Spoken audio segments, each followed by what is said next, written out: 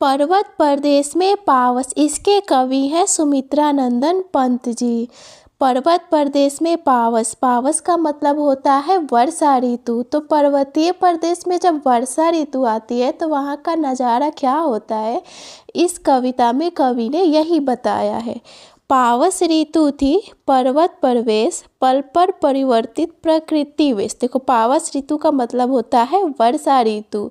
तो पर्वतीय क्षेत्र में वर्षा ऋतु का आगमन हो गया है, जिससे प्रकृति में बार बार बदलाव हो रहा है। कभी बारिश आ रही है, कभी धूप आ रही है।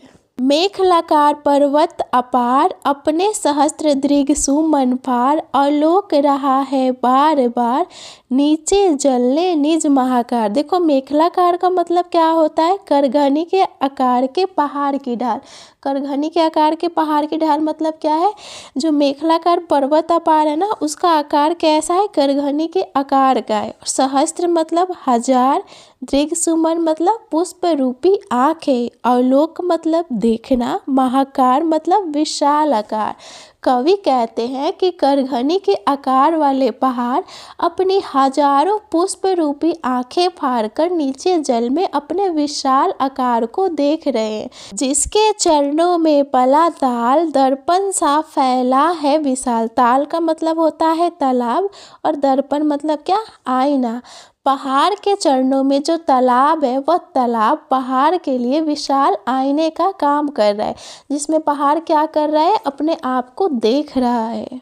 गिरी का गौरव गाकर झरझर, मद में नस नस उत्तेजित कर। मोती की लड़ियों से सुंदर, झरते हैं झाग भरे निर्झर। देखो, गिरी का मतलब होता है पहाड़ और मद का मतलब होता है मस्ती में।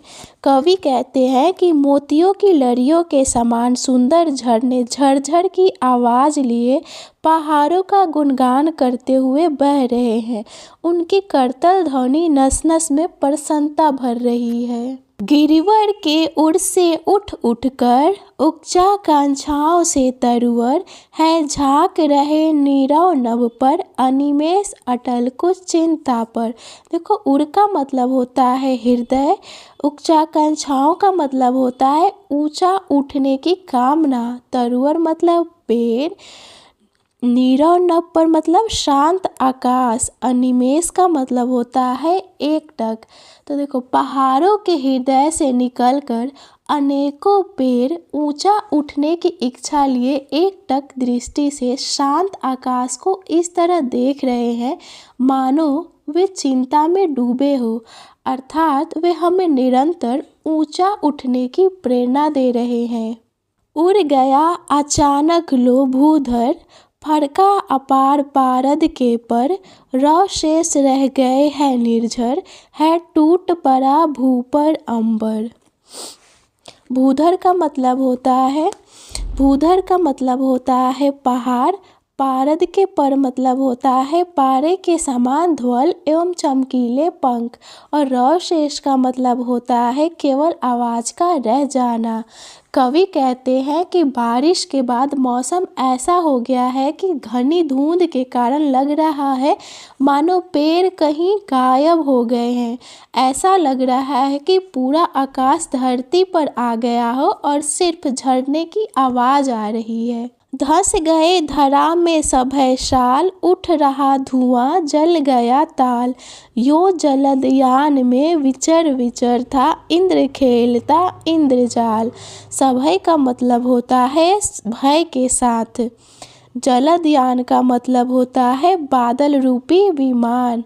विचर का मतलब घूमना होता है और इंद्रजाल का मतलब होता है जादूगरी। प्रकृति का ऐसा भयानक रूप देखकर शाल के पेड़ डरकर धरती के अंदर धंस गए हैं। चारों ओर धुआं होने के कारण लग रहा है कि तालाब में आग लग गई हो। ऐसा लग रहा है जैसे इंद्र भी अपना बादल रूपी विमान लेकर इधर उधर जादू का खेल दिखाते हुए घूम रहे हैं।